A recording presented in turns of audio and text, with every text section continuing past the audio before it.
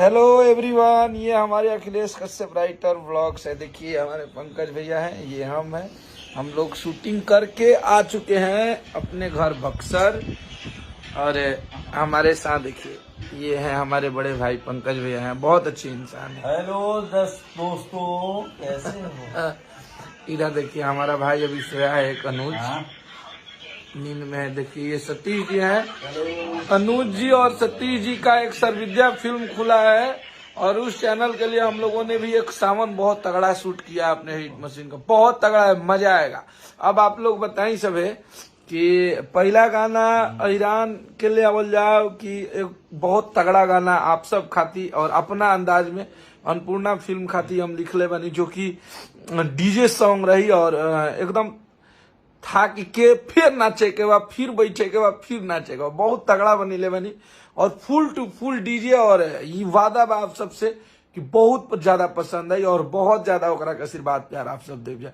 कहे कि जब हम 2 रुपया गाना बनौले रहनी तो इतना कॉन्फिडेंस रहे कि हमारी गाना बहुत ज्यादा बाजी, तो वो सेम कॉन्फिडेंस बा और सेम चीज बनैले बनी जो बड़ी अच्छा लगी आप सबके, मजा भी आई आप लोगों के। तो आप लोग कमेंट करके बताइए जाइए हमारे blogs official Akhilesh Kashyap writer official. और आप सभी के बहुत बहुत धन्यवाद कि आप लोग 6 लाख परिवार हमारा राइटर ऑफिशियल चैनल से जुड़ गए। अखिलेश कश्यप राइटर ऑफिशियल जो कि बहुत पुराना चैनल है और एकरा पर विशेष करके आप लोग जितना लोग जुड़ल बनी जा तो हमारा कम वीडियो आवत रहा। तो अब आप सबके बीच में हमेशा रोज अपडेट रही, 1-2 वीडियो जरूर आई, आप सबके मजा आई।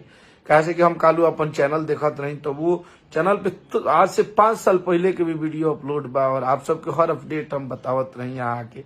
लेकिन अभी थोड़ा सा समय के अभाव हो जाता, आप सबके पता भी बा कि गाना भी बनावे के पड़ेला, शूटिंग भी करावे के पड़ेला। कहे से कि आप सबके आशीर्वाद से एगो चैनल भी बा हमारा अन्नपूर्णा फिल्म, तो ओकरा खातिर दिन रात लागे के पड़ेला और बहुत सारा गाना तैयार करे के पड़ेला, तो ये वजह से ऊपर कम हम लोग किला।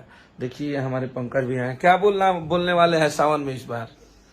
धूल उड़ा दिन सा आओगे पर बहुत मजबूत गाना बनल बा और आप सबके मजा भी आई। बहुत तगड़ा शूट किए हैं हम लोग और बहुत तगड़ा गाना गाए। हमारे भाई शुभम तिवारी जी का उसमें कंपोजिशन है और कुछ गाना हम लिख ले बानी, कुछ गाना बहुत सारे राइटर हैं जो कि आप लोग को दिखेंगे तो सरप्राइज होगा आप लोगों के लिए। तो आज हमने के बक्सर में बानी जा, चलिए जा तैयार हो जाइए आप सब और आप लोग खाती हमने के लेके आवत हैं ये सावन में अन्नपूर्णा फिल्म से। आप सबके आशीर्वाद रही तो पहला धमाका हमने के करे वाला बानी जा और फुल टू फुल डीजे में नचाइब जा, आप सबके नचाइब जा लुटाइब जा। तो बस आप सब आशीर्वाद प्यार बनौले रही हमनी पे, आ रहल बनी जा बहुत जल्दी लेके अन्नपूर्णा फिल्म से। नमस्ते कीजिए सभी को पंकज भैया।